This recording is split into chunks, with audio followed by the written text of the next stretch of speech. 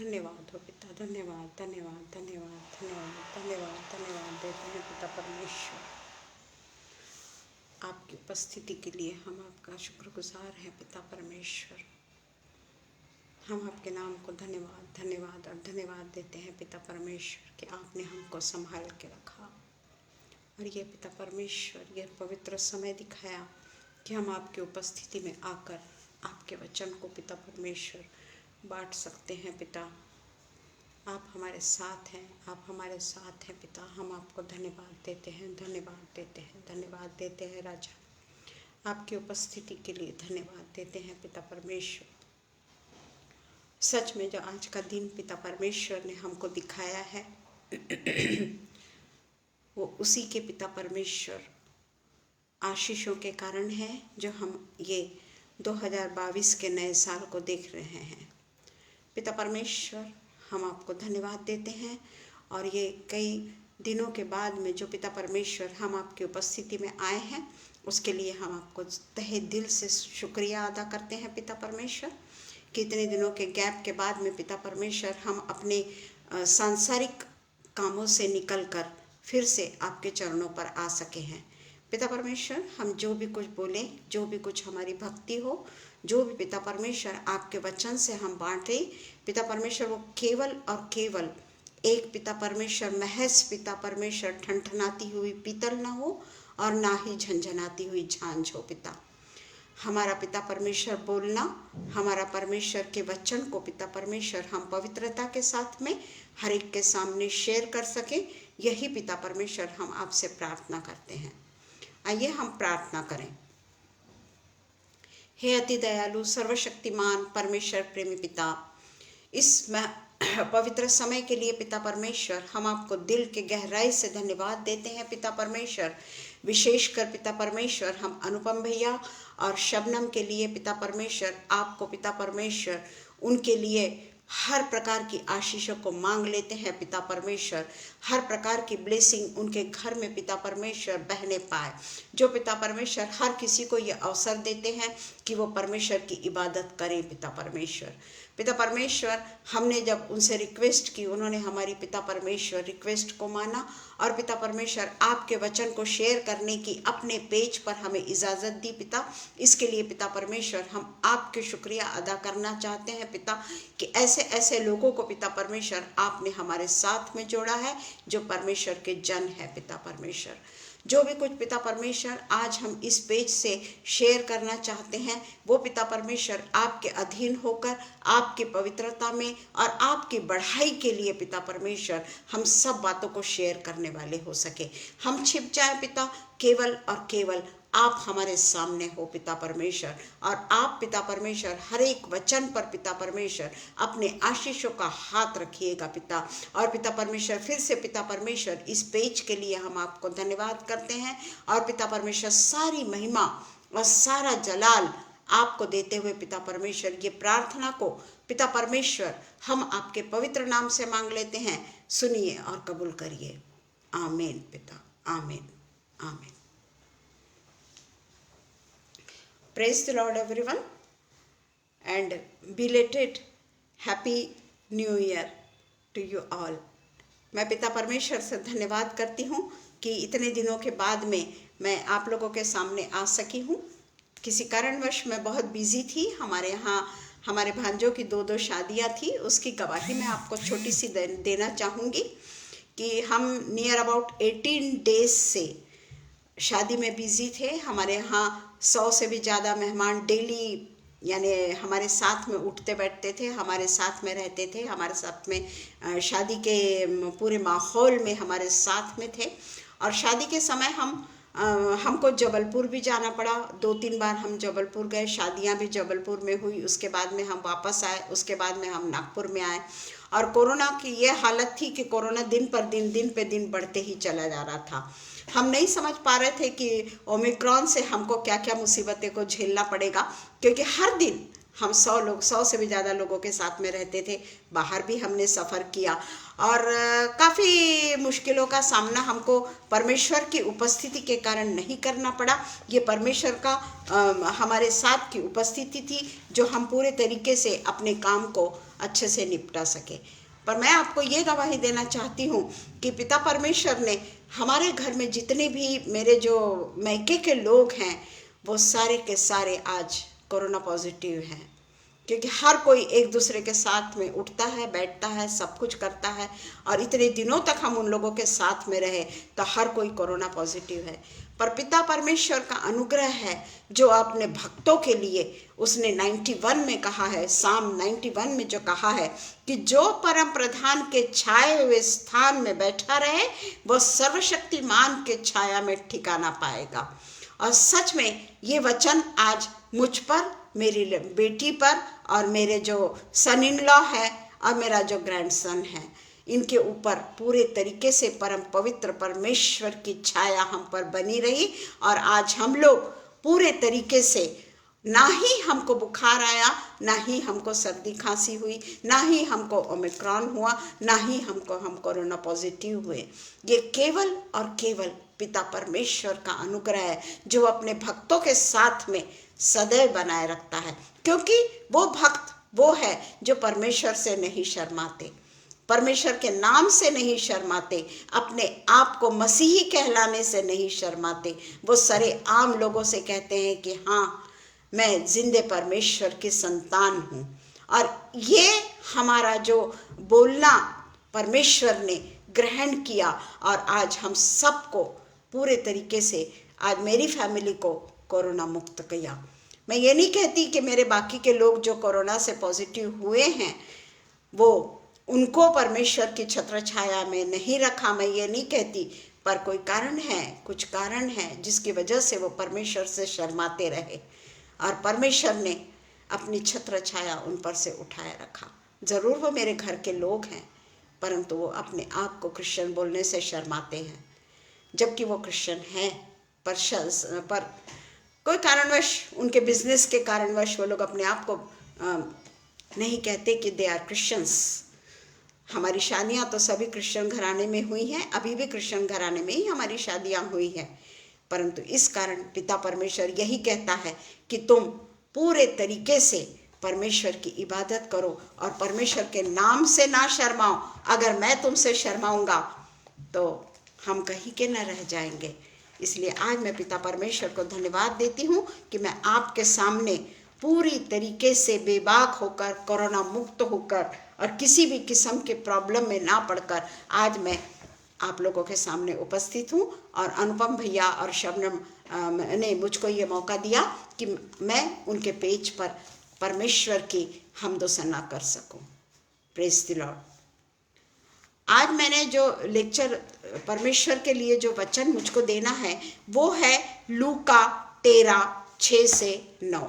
Look 13:6-9। ये आप लोग सबको मालूम है, हर कोई इस वचन को जानता है, पर आज मैं नए साल में पहले दिन आज परमेश्वर के वचन को शेयर कर रही हूँ।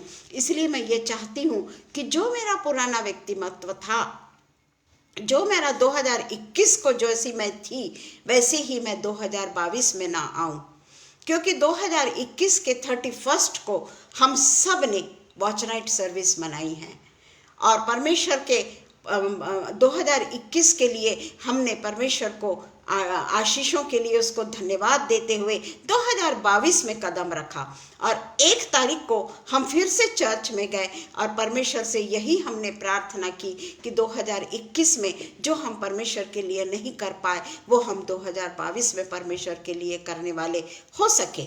और आज हमारा जो जीवन है 2021 में जो कुछ भी हमने किया है वही, अगर हम पुराना मनुष्यत्व अगर हम 2022 को भी लेकर आते हैं तो हमें कोई फर्क नहीं है, हम कुछ भी नहीं बदले। हम परमेश्वर के वही पुराने मनुष्यत्व में परमेश्वर की इबादत नहीं कर सकते प्यारों, क्योंकि हम जानते हैं कि ये जो समय है ये बड़ा ही विकट समय है। और अगर हम कहते हैं कि हम परमेश्वर की संतान हैं तो हमको दिन प्रतिदिन अंश अंश करके बदलना है। और हमारी उम्र इतनी है भी 60 के करीब हो चुके हैं, तो हमको तो परमेश्वर के और भी समीप जाना है। और परमेश्वर ने जिस तरीके से भी हमसे सेवा लेनी है हम उसकी सेवा करें। और पुराना जो हमारा बैर भाव, हमारी जो पुरानी दुश्मनी या हमारा जो भाईचारा जिसके साथ में नहीं है, उन लोगों के साथ में जो हमारे विरोधी क्यों न हो, हम उनको माफ़ करें और हम उन सब के लिए प्रार्थना करें। और मैं यही चाहती हूँ कि ये जो 2022 है वो मैं परमेश्वर के लिए अपने आप को पूरे तरीके से समर्पित करने वाली हो सकूं।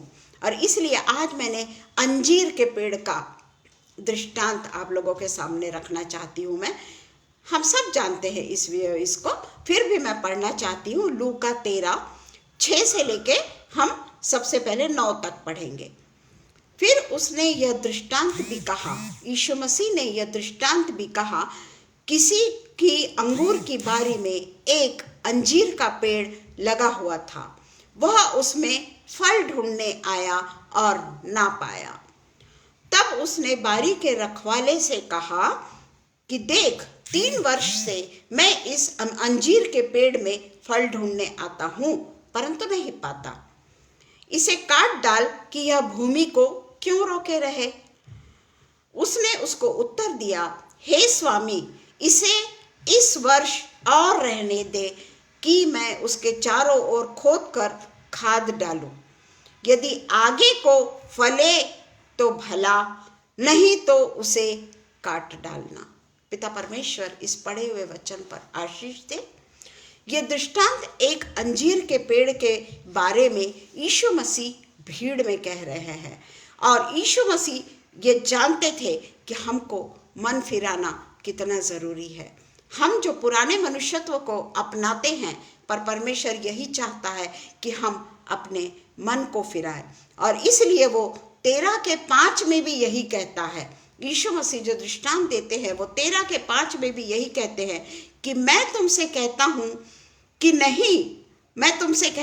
नहीं, परंतु यदि तुम मन न फिराओगे तो तुम सब भी इसी रीति से नष्ट होंगे।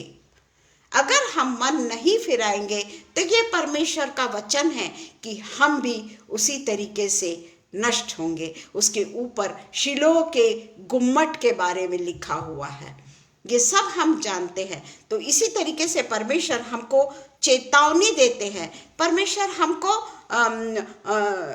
बताते हैं, परमेश्वर हमको संभालने की कोशिश करते हैं कि हमको मन फिराना कितना ज़रूरी है। अपने पापों के लिए हमको माफ़ी मांगना कितना ज़रूरी है। हमको पछताना है, हमको पछता के मन फिराना है। और जो हम आज अपने आप को बिलीवर कहते हैं, जो हम पेज पर आकर परमेश्वर के वचन को शेयर करते हैं, ये हमारे लिए एक बहुत बड़ी जिम्मेदारी है कि हम किस तरीके से अपने आप को लोगों के सामने पेश करते हैं। अगर हम परमेश्वर के वचन को बांट रहे हैं तो कहीं हम अंजीर के पेड़ के समान तो नहीं कि हमें केवल पत्ते ही पत्ते हैं और लोगों के सामने हम ये बता रहे हैं कि हमको किस तरीके से बिहेव करना है या हमको किस तरीके से चेंज होना है, जबकि हम में 1% भी बदलाव नहीं है। तो इसका बदला परमेश्वर हमसे ज़रूर लेगा।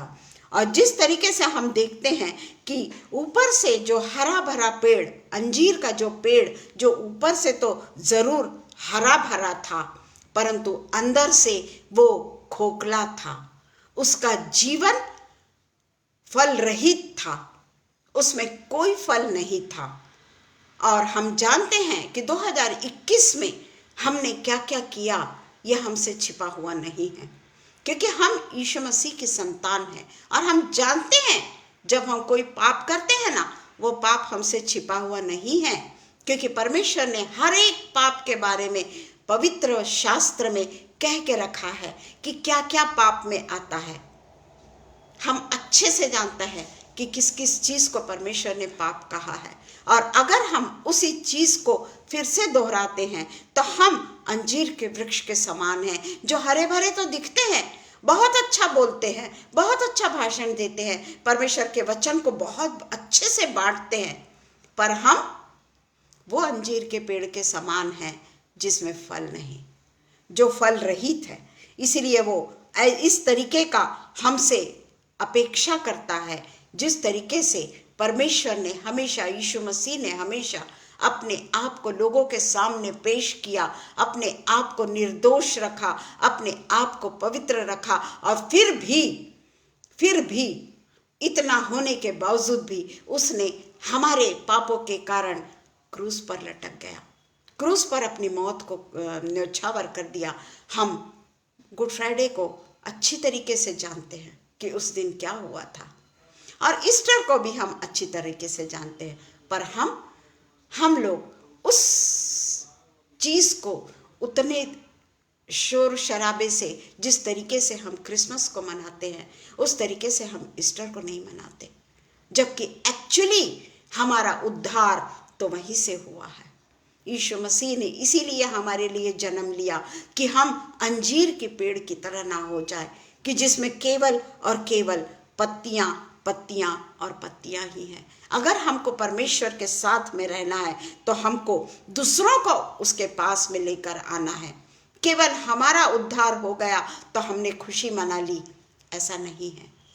हमने दूसरों को उसके पास में लाना है, दूसरों को यीशु मसीह के प्यार के बारे में जब बतलाना है, दूसरों को यीशु मसीह के रक्त से हम किस तरीके से शुद्ध हुए, हम किस तरीके से पाक हुए, यह हमको परमेश्वर की आज 2022 में नितांत जरूरी है। चाहे हमको कितनी भी तकलीफों से गुजरना पड़े, चाहे हमें कोई भी कुछ क्यों न कहे, परंतु हमें यह बहुत ज़रूरी है कि हम एक एक व्यक्ति को यीशु मसीह के बारे में बताएं, उन व्यक्तियों को यीशु के मसीह के बारे में बताएं जो यीशु मसीह को नहीं जानते, या जो यीशु मसीह का तिरस्कार करते हैं, या जो यीशु मसीह को आज भी क्रूस पर टंगा हुआ देखना चाहते हैं। उन लोगों के लिए हमको परमेश्वर की इबादत में अपने जीवन को बिताना है, और जीवन को अपने बहुतायत से अपरंपार शांति का जीवन जो हमको परमेश्वर ने दिया है।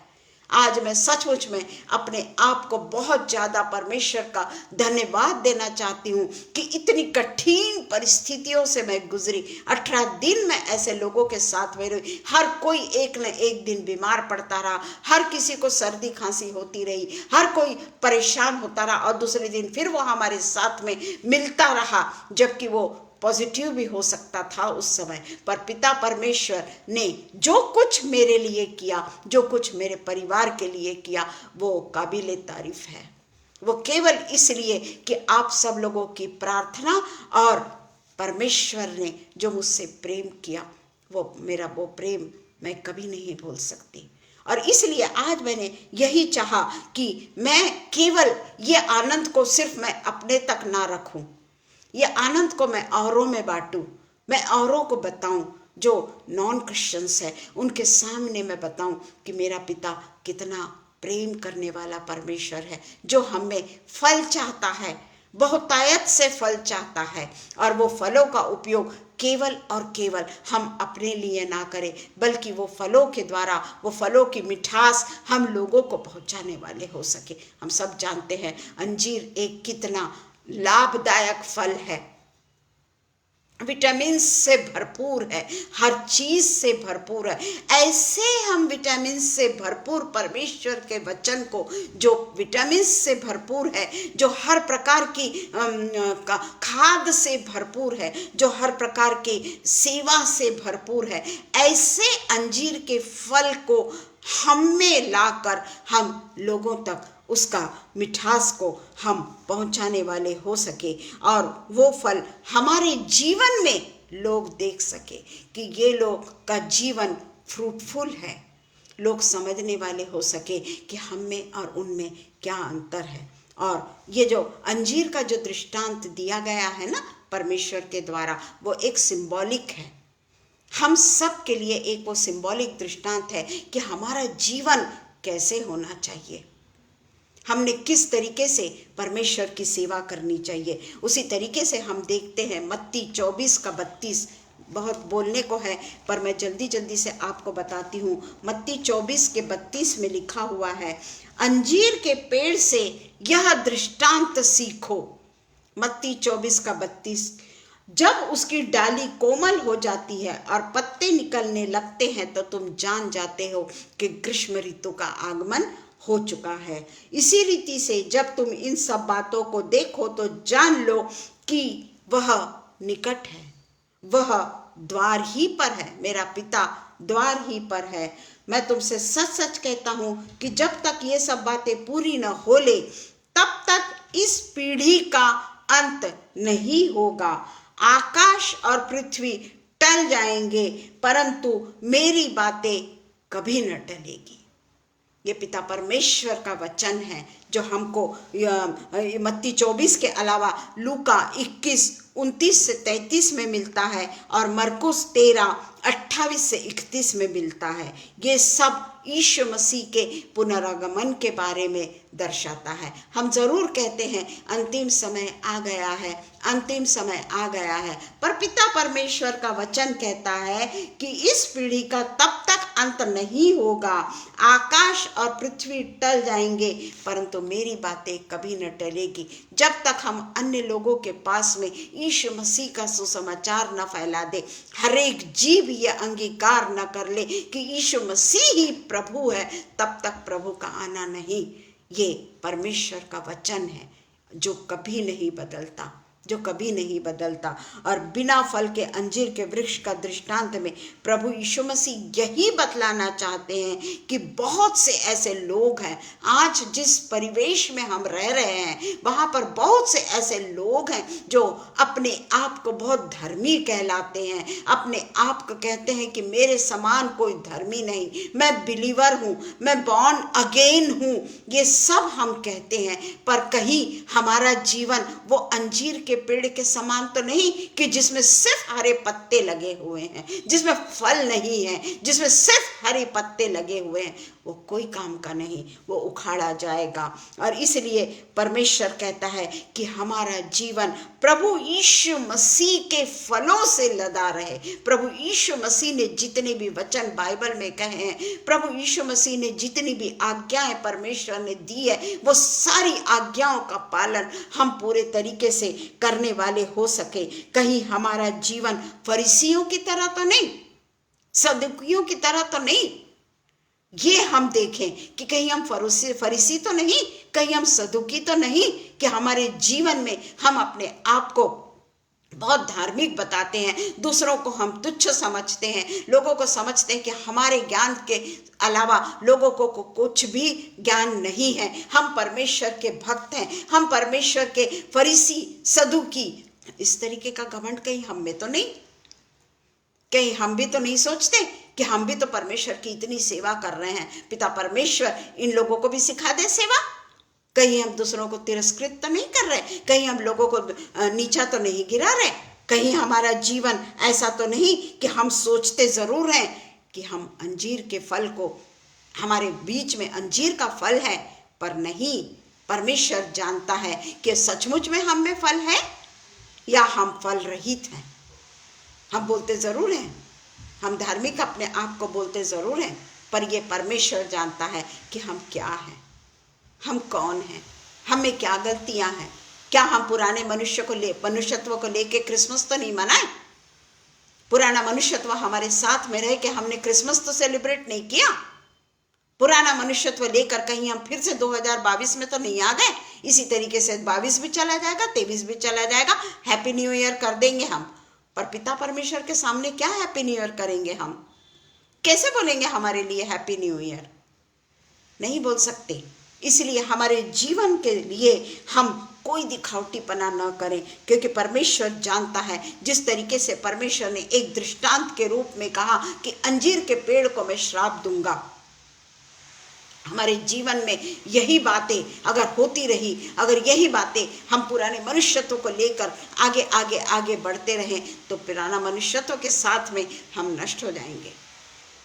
भाई और बहनों, ये मेरा सचमुच में आज जो मैं वचन को मैं जो बोल रही हूँ, जो मैंने तैयार किया, उसके अलावा भी जो भी कुछ है, परमेश्वर मुझे ये शांति दे कि मैं केवल और केवल पत्ते ना बन जाऊँ, केवल और केवल तना ना बन जाऊँ, केवल और केवल डाली ना बन जाऊँ। मुझ में तो फल लाना मुझे बहुत ज़रूरी है। कई ऐसे साल गुजर गए, कई ऐसे साल गुजर गए, हैप्पी न्यू ईयर हमने कई बार मना लिया, क्रिसमस हमने कई बार मना लिया, ईस्टर को हमने नहीं मनाया। जहां हमारा पुनरुत्थान हुआ, जहां हमारी पापों की क्षमा हुई, जहां हमारे पिता परमेश्वर ने हमारे लिए प्राणों को त्याग दिया, जहां हमारे पिता परमेश्वर ने फ्राइडे के दिन, गुड फ्राइडे हम लोग इसलिए मनाया जाता है कि वो पवित्र वो है कि जिस दिन परमेश्वर का क्रूसिफिकेशन हुआ और उसके बाद से हमारा पुनरुत्थान हुआ, अनंत जीवन में हम प्रवेश करने पाए। पुराने नियम में ये सब नहीं था, पुराने नियम में पापों की क्षमा नहीं था, इसीलिए पिता परमेश्वर ने अपने पुत्र को, एकमात्र निजी पुत्र को हमारे लिए न्यौछावर कर दिया। क्या इसलिए कि हम अंजीर के पेड़ में केवल हरी भरी डालियां ही बन जाए, सिर्फ हम में हरी भरी डालियां हो, हमें फली ना हो? क्या हमारा जीवन ऐसा है? क्या हम पिता परमेश्वर से कह सकते हैं कि हम तो तेरे लिए इतना काम किए, पिता परमेश्वर हमने तो तेरे लिए कितना काम किया, हम तो पेज पे कितना बोलते थे, इस पेज पे बोलते थे, उस पेज पे बोलते थे, उस पेज पे बोलते थे, परंतु परमेश्वर कहते हैं not to be hypocritical. Hypocrite है ये सब, सिर्फ दिखावटीपना है हमारा। अगर हमारा जीवन ऐसा है, हमें बहुत जरूरी है कि हम पुराने मनुष्यत्व को बदल डालें। हम केवल और केवल अपने लिए ना जिए, बल्कि हमारा जीवन परमेश्वर के, जिस तरीके से परमेश्वर ने अपने जीवन को दूसरों के लिए दिया, परमेश्वर ने हमेशा अपने जीवन को दूसरों के लिए कुर्बान किया, वही जीवन आज हमारा होना है कि हम परमेश्वर के लिए किस तरीके से लोगों को चेतावनी देकर, लोगों को प्यार से, लोगों को परमेश्वर के वचन सुना कर हम किस तरीके से परमेश्वर के अधीन हो सकते हैं। जब मैंने परसों के दिन जब मैंने अनुपम भैया का जब मैसेज सुना, उसमें उन्होंने कितना सुंदर बोला है कि कोई अगर हमको गाली देता है, कोई अगर हमारे साथ में गलत बातें करता है, कोई अगर हमको नीचे दिखाता है, तो हमको वो सब बातों को दुर्लक्षित करना है। ऐसा नहीं कि उसने मेरे साथ में ऐसा किया तो मैं भी उसके साथ में वैसा ही करूँगा। अनुपम भैया ने पिछले समय में, पिछले 2-3 दिन पहले मैंने उनका लेक्चर सुना, मैं काफ़ी प्रभावित हुई। हम तो सोचते हैं कि उसने अगर हमको अरे बोला है तो हम उसको अबे बोल के चुप नहीं रहते, पर पिता परमेश्वर ने उनके द्वारा एक बहुत अच्छा लेसन मुझको सिखाया।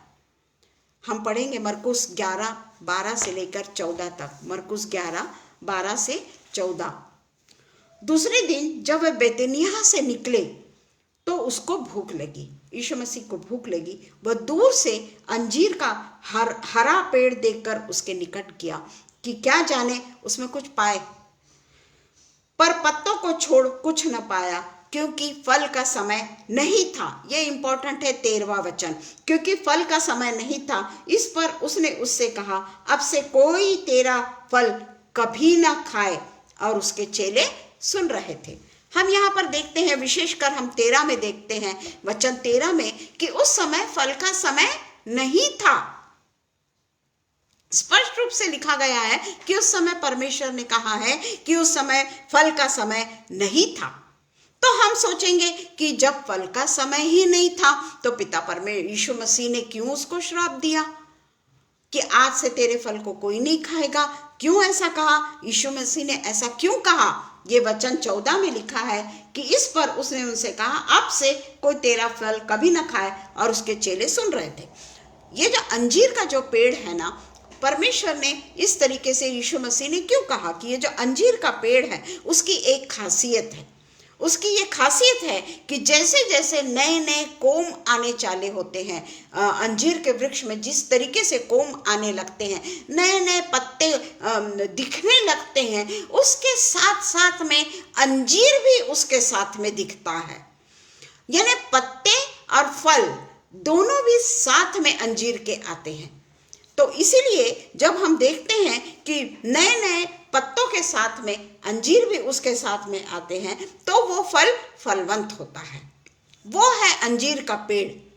अगर अंजीर के पेड़ में पत्तों के साथ में, पत्तों की जब नई नई कोम फूटती है, उसके साथ में अगर अंजीर नहीं लगते हैं, तो वो जो अंजीर का वृक्ष है वो फ्रूटफुल नहीं है, उसमें कोई मतलब नहीं है। इसीलिए, और उसके बाद में भी उसके बाद में भी जो फल का समय खत्म हो जाता है ना, तो पत्ते और फल दोनों भी डिसअपियर हो जाते हैं। ये वो पेड़ की खासियत है। फल भी पत्तों के साथ ही आते हैं और फल का समय जब खत्म हो जाता है तो फल और पत्ते दोनों डिसअपियर हो जाते हैं। और इस कारण पिता परमेश्वर यीशु मसीह ने उस फल को, उस झाड़ को, उस पेड़ को श्राप दिया। तो हम अभी हम देख लें कि परंतु हम ये अच्छे से देखते हैं कि माउंट ऑफ ऑलिव में बढ़ रहे अंजीर के वृक्ष में केवल हरे हरे पत्ते थे। माउंट ऑफ ऑलिव में केवल हरे और हरे पत्ते थे। आज हमारे जीवन में क्या है? हम अच्छे से अपने आप का परीक्षण करें कि आज हमारे जीवन में क्या है। क्या हम जिस तरीके से पिता परमेश्वर के साथ में बढ़ रहे हैं, हम लोगों को लेक्चर दे रहे हैं, हम लोगों को समझा रहे हैं कि ऐसा मत करो, वैसा मत करो, या यूं करो या त्यों करो, हमारा जीवन क्या है?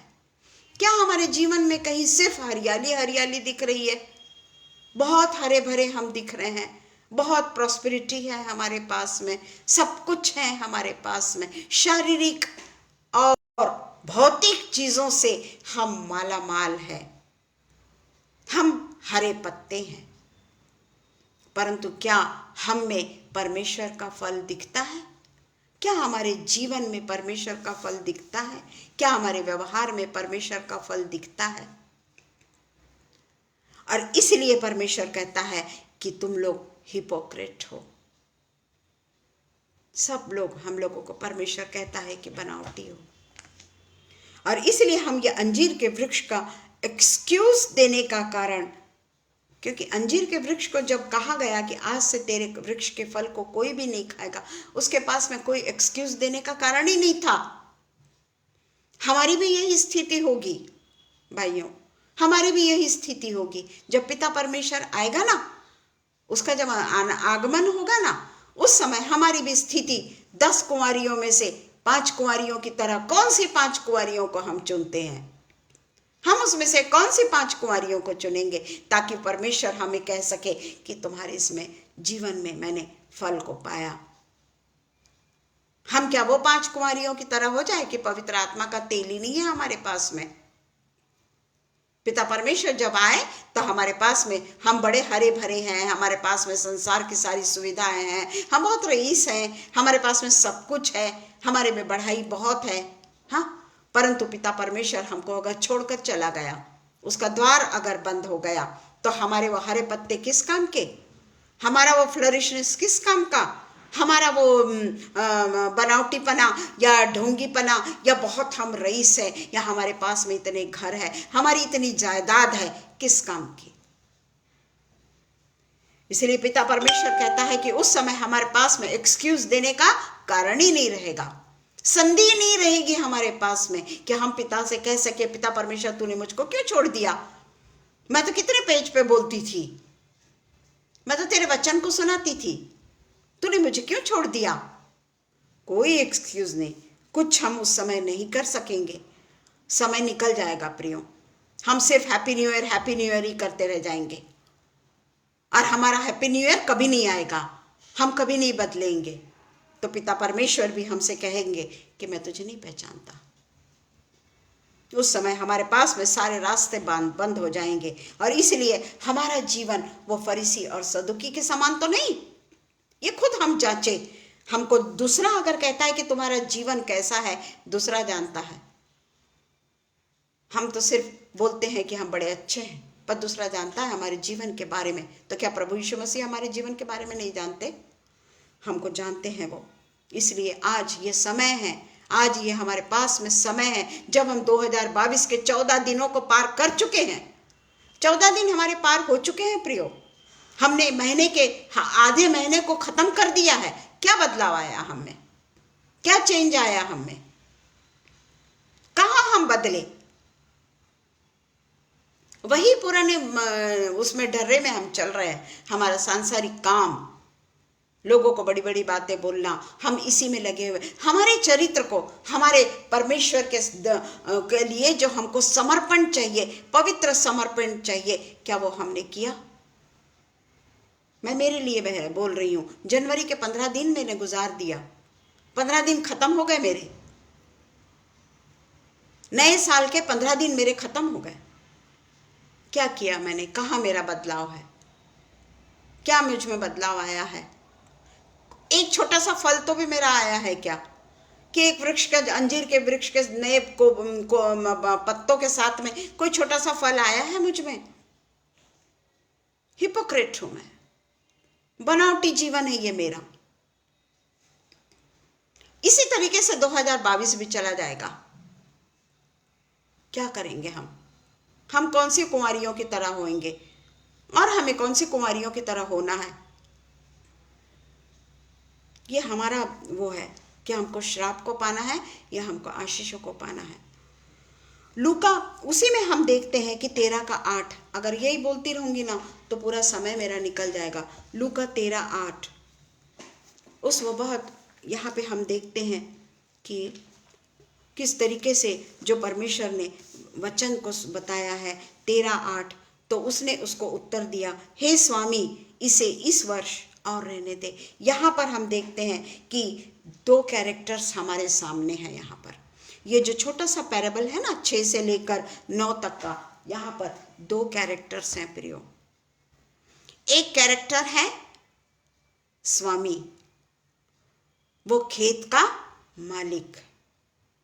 एक कैरेक्टर वो है खेत का जो मालिक है, owner of the vineyard. Owner of the vineyard, ये पहला मालिक है, और बारी का रखवाली करने वाला। 2 कैरेक्टर्स हैं यहाँ पर। तो जो ओनर ऑफ द विनयार्ड है, वो कई दिनों के बाद में जब वापस आता है और वो जब अपने खेत की ओर जाता है, ये जो परमेश्वर का दृष्टांत है वही बता रही हूँ मैं। और वहाँ वो जब अंगूर की बारी में एक अंजीर का भी वृक्ष लगा हुआ होता है, वो जानता है ओनर। अंगूर तो फले दिखते हैं उसको, हो सकता है दिखे होंगे उसको अंगूर फले, इसलिए अंगूर के बारे में उसने नहीं लिखा, पर अंजीर के बारे में लिखा कि उसमें फल ढूंढने का आया, उसने फल नहीं पाया। और वो आगे में कहते हैं कि इस वर्ष उसको रहने दे करके, नहीं, 3 वर्ष से, जो मालिक है वो कहते हैं कि 3 वर्ष से मैं अंजीर के ये पेड़ को देख रहा हूं और इसमें कोई भी फल मैं नहीं पाता हूं। पिता परमेश्वर भी मुझको कई सालों से देख रहे हैं, कई सालों से देख रहे हैं कि मुझ में फल है या नहीं। ठीक है ना, मैंने अपने जीवन के जितने भी समय मैंने बिता दिया, क्या वो मैंने बिना फल के बिता दिया? और अगर मैंने बिना फल के बिता दिया तो अभी भी तो परमेश्वर ने मुझको ये नया साल दिया है ना। 2022 इसीलिए नहीं दिया कि मैं अपने पुराने जीवन को ही दोहराते रहूं या पुराने जीवन के साथ ही मैं चलती रहूं, पुरानी गलतियों को मैं दोहराते रहूं। आज भी मुझ में लोगों के प्रति नफरत है, आज भी मैं लोगों को क्षमा नहीं करती, आज भी मैं नुक्ताचीनी करती हूं, आज भी मैं दोष लगाती हूं, आज भी मेरे मन में लोगों के प्रति, अगर लोग मुझसे कुछ अच्छा कोई करते हैं तो मुझ में जलसी है ना। कोई अगर मुझसे अच्छा बोल रहा है तो मेरे मन में आता है कि अरे ये तो मुझसे अच्छा बोल रहा है, पर मैं ये नहीं जानती कि वो भी परमेश्वर का वचन बोल रहा है। परंतु उस समय अगर हम लोग इस तरीके से अगर चलते हैं तो पिता परमेश्वर हमसे यही कहेगा कि ऐसे कई साल हमारे बीत गए और आज भी वही चीज मैं दोहरा रही हूं, वही चीज मैं दोहरा रही हूं, मेरे में तिल मात्र भी परिवर्तन नहीं है। परमेश्वर के वचन को पढ़ती हूँ, परमेश्वर का लेक्चर देते हैं, परमेश्वर के लिए हम कितनी कॉपी भर दिए हमने लेक्चर से, पर क्या फायदा? मेरा तो जो हृदय का जो पन्ना है वो आज भी कोरा का कोरा ही है। क्रिसमस मनाया ना हमने, यीशु मसीह का हमने बर्थडे सेलिब्रेट किया, बड़े शोर शराबे से किया, बहुत ही धूमधाम से किया, बहुत ही खुशी से किया। 25 तारीख को हम चर्च गए और 25 तारीख को आकर हमारा क्रिसमस खत्म हो गया। यीशु मसीह ने क्या हमारे जीवन में जन्म लिया? जितनी भी खुशियां हमने मनाई, क्या यीशु मसीह ने हमारे जीवन में जन्म लिया? क्या यीशु मसीह ने हमको कहा कि आज से तुम हिपोक्रेट नहीं, आज से तुम मेरे बच्चे हो, मेरी संतान हो? क्या फायदा, क्या फायदा?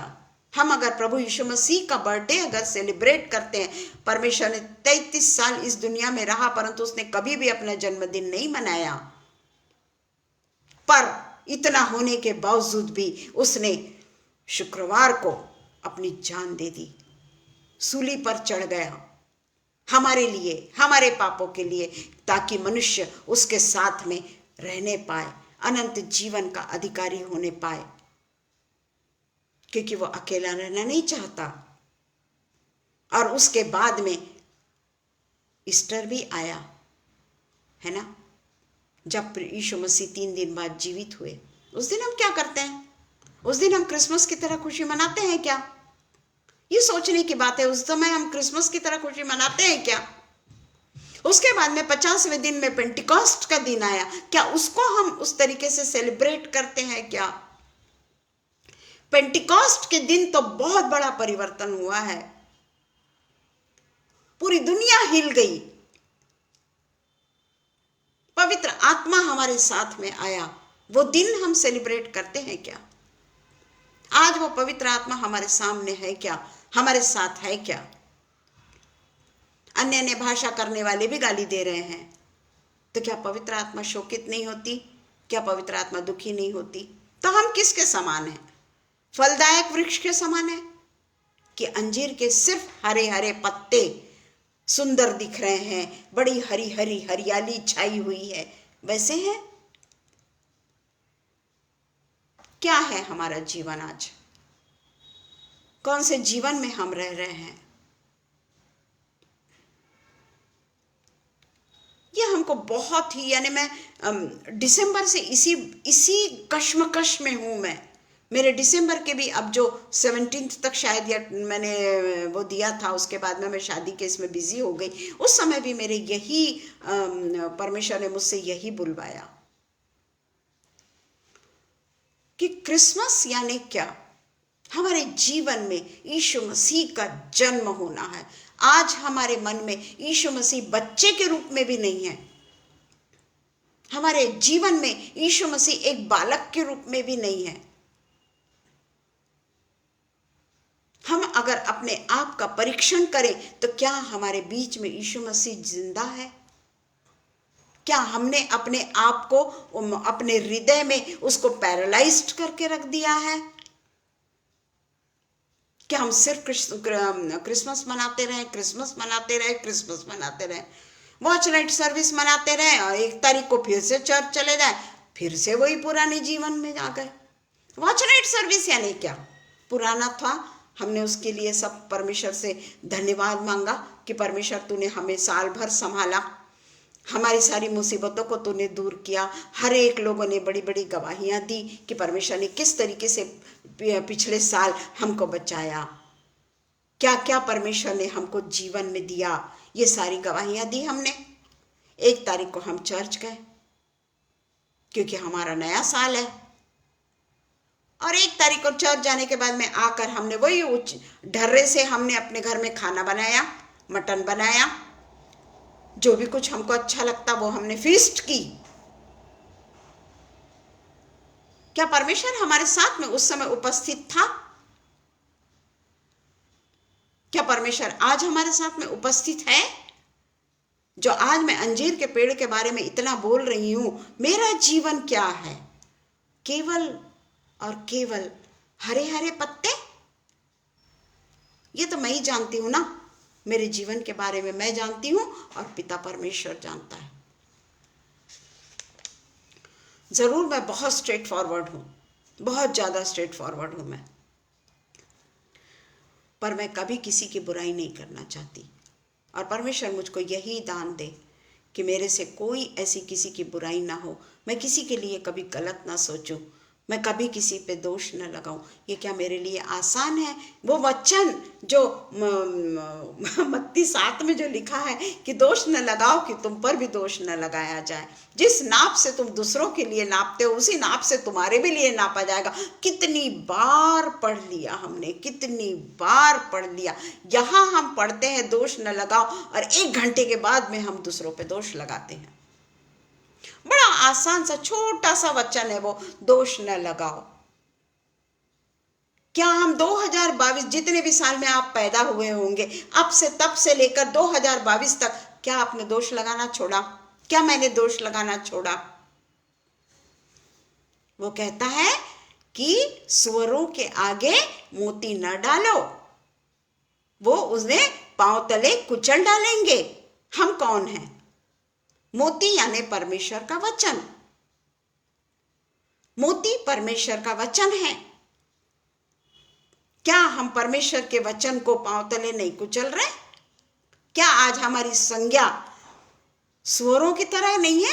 क्या हम कुत्ते की तरह नहीं है कि पवित्र शास्त्र को पढ़ने के बावजूद भी हम उसको फाड़ रहे हैं, हम उसकी चिंदियां कर रहे हैं, पवित्र शास्त्र के वचनों को हम फाड़ दे रहे हैं, हम उसके धज्जियां उड़ा रहे हैं। मैं तो क्रिश्चियन लोगों के बारे में बोल रही हूँ, खुद मेरे बारे में बोल रही हूँ मैं। तो क्या हम वो नहीं है जिस तरीके से मत्ती 7:6 में लिखा हुआ है? क्या हम वो नहीं है? हम खुद सोचें कि हम क्या हैं। क्या अगर हम दोष लगाते हैं, क्या हम लोगों को भरा बुरा कहते हैं, लोगों को हमेशा हम पानी में देखते हैं, लोगों के लिए हमारे मन में जलसी है, हम कपटी हैं, तो हमारा जीवन वही है कि पवित्र वस्तु कुत्तों को ना दो। आज हम इतना पवित्र शास्त्र के अनुसार बोलते हैं, पवित्र शास्त्र के सहारे से चल रहे हैं, पवित्र शास्त्र को लोगों के बीच में बांट रहे हैं, पवित्र शास्त्र के वचनों को हम बांट रहे हैं जो एक अमूल्य मोती है। तो इसमें लिखा हुआ है, और अपने मोती सुअरों के आगे मत फेंको, मत डालो, क्योंकि उसको उनको पता ही नहीं, वो उसे पांव तले रौंद देंगे। इसको हमारे ऊपर लेकर देखें, अपने ऊपर लेकर देखें। हम तो क्रिश्चियन हैं, बाय बर्थ हम क्रिश्चियन हैं। हम में क्या परिवर्तन है? हम क्या हैं आज? क्या परमेश्वर हमको ग्रहण करेगा?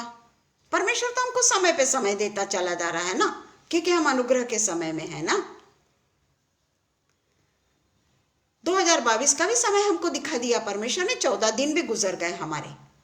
केवल परमेश्वर का अनुग्रह है ये हम पर हम कितना बदले? परमेश्वर हमसे बोलेगा कि तेरे पास में तो पवित्र वचन है। आज ऐसे कई लोग हैं जिनको परमेश्वर के वचन को पढ़ने की भी इजाजत नहीं है।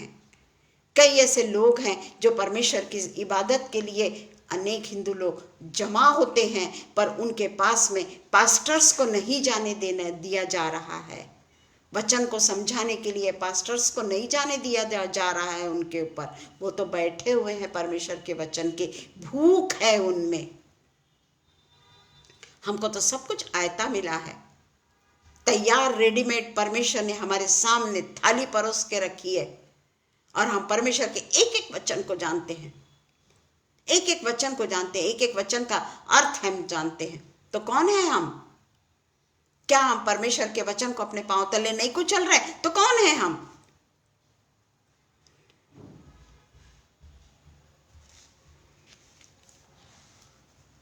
ये मैं सचमुच में मेरे बारे में भी बोल रही हूँ, क्योंकि मुझ में आज मैंने काफ़ी, मेरे साथ में जो एक बंगाली लेडी है वो मेरे घर में आती है, और उसने मुझसे मत्ती 7 के बारे में पहले भी पूछा था, आज भी मुझसे उसने पूछा। उस समय मैंने ये मत्ती 7 का पढ़ा, और कई बार मैंने इस बात को सोचा कि मैं किस श्रेणी में आती हूँ।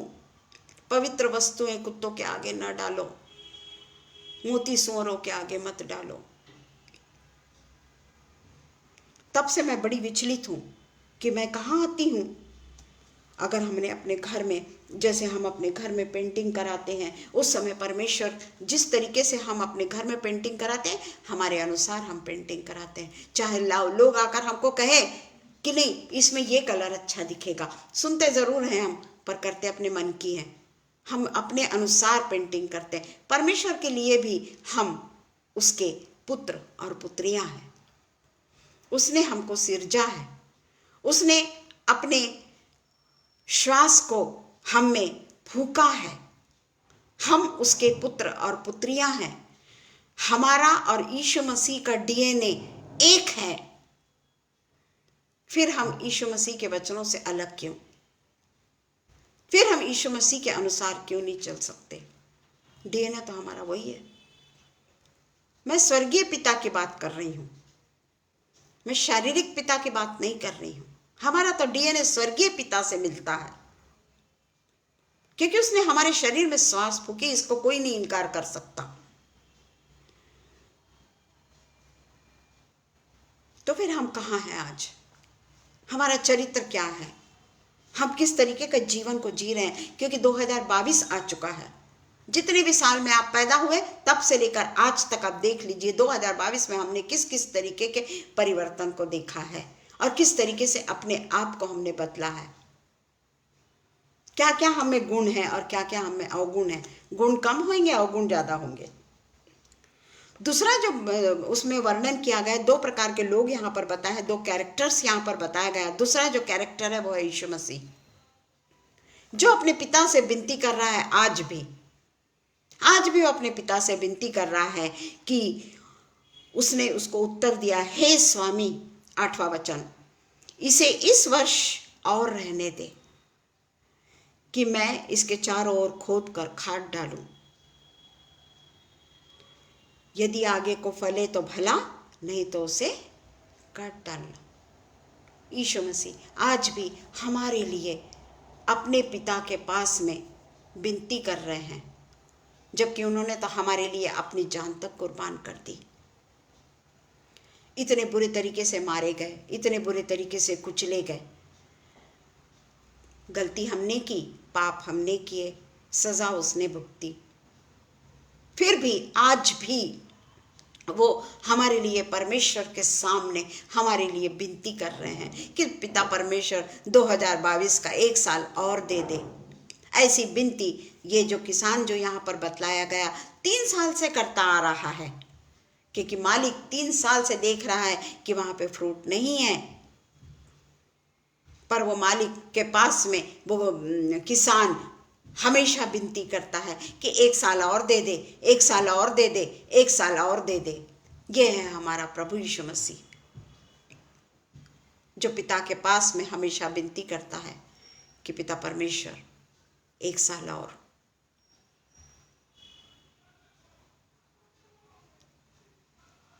पर हम 2021 भी चला गया, 2020 भी चला गया, 19 भी चला गया, तिल मात्र भी हमें फर्क नहीं आया।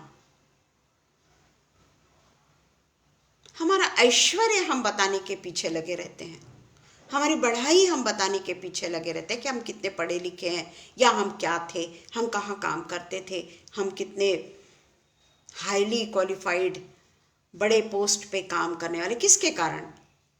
यीशु मसीह के ही कारण ना। उसने अपने लोगों को जो एक ऊंचे स्थान पे रखा, वो क्यों रखा? ताकि हमारे द्वारा हम उसके परमेश्वर के वचन का प्रचार और प्रसार करें। जरूर हमको जरूरी नहीं कि किसी के साथ में हम बोलें परमेश्वर के बारे में। जो हम पढ़ते हैं जानबूझ के हम छोटी सी किताब लेकर जाएं और अपने ऑफिस में रख दें। कभी ना कभी कहीं ना कहीं कोई तो पढ़ेगा।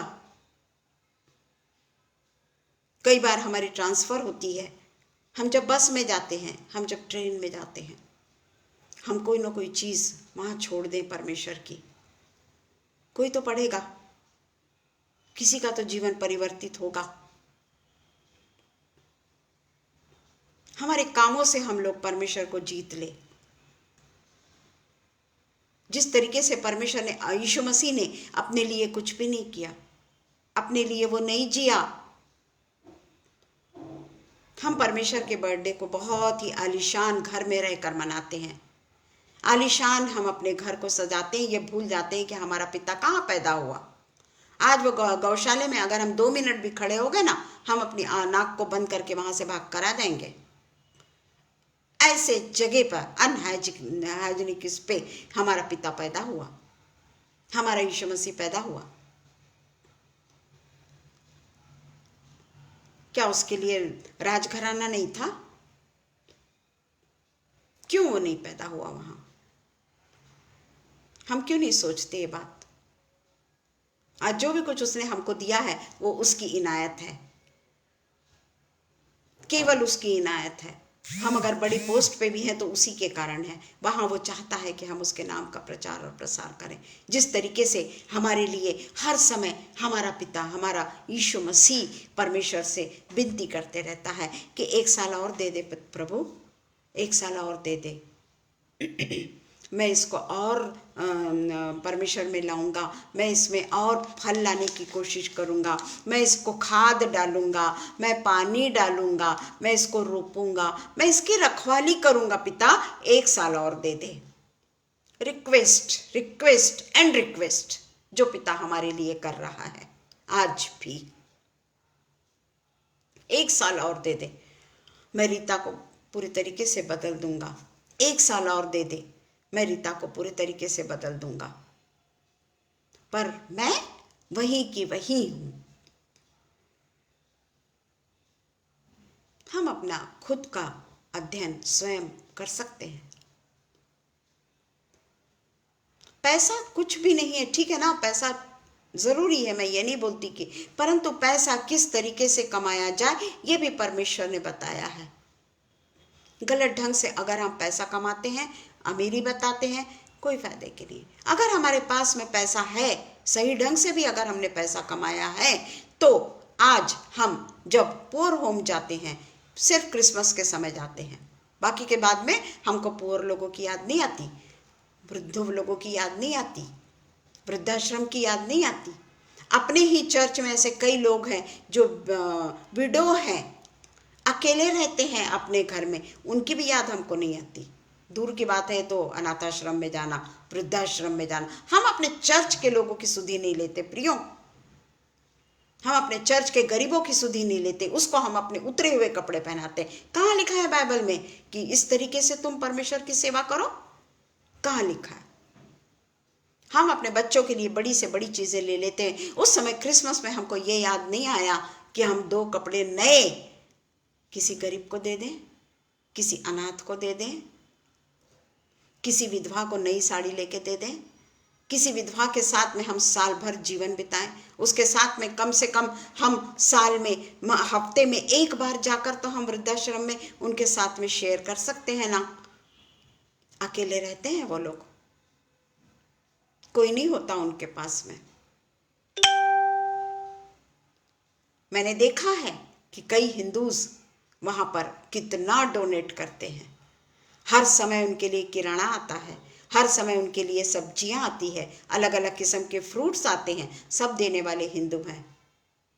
ये मैंने अपनी आंखों से देखा है। हम क्या कर रहे हैं? कहां कहां परमेश्वर ने कि तुम अपनी झोली भरते रहो। वो हमारी कैसे सुधि लेगा जब हम उनकी सुधि नहीं ले रहे जो जरूरतमंद है। तो इसलिए जब पिता परमेश्वर हमारे लिए हाथ जोड़कर विनती कर रहा है कि पिता 1 वर्ष और दे दे, पिता 1 वर्ष और दे दे, 1 वर्ष और दे दे, मैं कोशिश करूंगा कि फलवंत हो। पर हम कुछ भी नहीं करते, हम नहीं बदलते।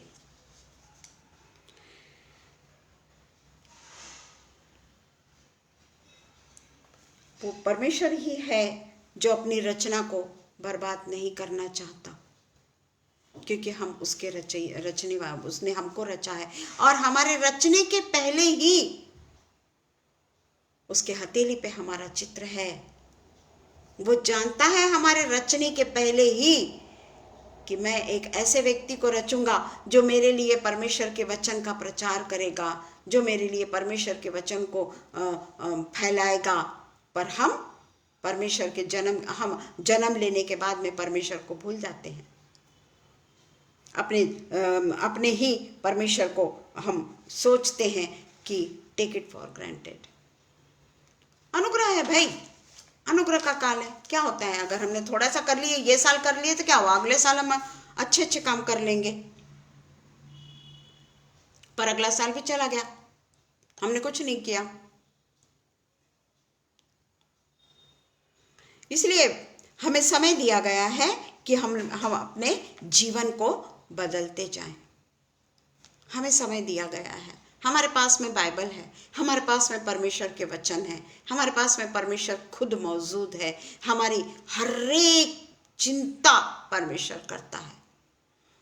चाहे मैं घोर अंधकार से भरी हुई तराइयों में से होकर चलूं तो भी मैं हानि से नहीं डरूंगा। क्यों? क्योंकि पिता मेरे साथ है। पर मैं पिता के साथ हूं क्या? हम जब घोर तकलीफ में जाते हैं, घोर परीक्षाओं में हम जाते हैं, जब हम पूरे तरीके से अपने आप को अकेला पाते हैं, हमारे साथ में कोई नहीं है, हम डर जाते हैं। पर वही पिता परमेश्वर हमारे हाथ को थाम लेता है। वही पिता परमेश्वर ऐसा सहारा बन जाता है जो दुनिया में कोई सहारा नहीं है, कोई इस तरीके का सहारा नहीं है जो पिता परमेश्वर हमारे साथ में होता है। वो सहारा कोई नहीं दे सकता। इस चीज का अनुभव जो करता है ना, उसी को मालूम है कि पिता परमेश्वर कैसे उसको संभालता है। और चाहे वो घोर अंधकार, चाहे वो कितने भी लोगों के साथ में रहे, चाहे वो कोरोना पॉजिटिव के साथ में क्यों ना रह ले, फिर भी पिता परमेश्वर उसको संभालता है। पर वही व्यक्ति जिसको पिता परमेश्वर ने संभाला, वो उसको ठुकराता है, किसी न किसी कारण से झूठ बोलता है, किसी न किसी कारण से लोगों की बुराई करता है, गलत तरीके से लोगों की तरफ देख लेता है, जो परमेश्वर को पसंद नहीं। इजरायली यही काम करते थे जो आज हम कर रहे हैं। हम उसको रीस दिला रहे हैं। और पिता परमेश्वर हमारे सूखेपन को अलग करने की कोशिश करते रहता है। हमारे जीवन में जो सूखापन है उसको पिता परमेश्वर यीशु मसीह हमेशा अपने पिता से कहता है कि इस साल और इस साल और इस साल और। Grace spirit, grace spirit, grace spirit. इसलिए हमें बहुत ज़रूरी है कि परमेश्वर के लिए हम पूरे तरीके से फ्रूटफुल लाइफ बिताएं। हमारे जीवन में कोई ऐसी कमी ना हो कि जिससे हमको परमेश्वर आग में झोंकने के लिए तैयार हो जाए। वो तो नहीं झोंकेगा हमको, वो नहीं चाहता कि हम इस तरीके से बर्बाद हो जाएं। पर हमारे करनी, हमारे कारण परमेश्वर ये हो जाता है। क्योंकि न्याय के दिन में तो उस समय तो हमारे पास में कुछ भी समय नहीं है।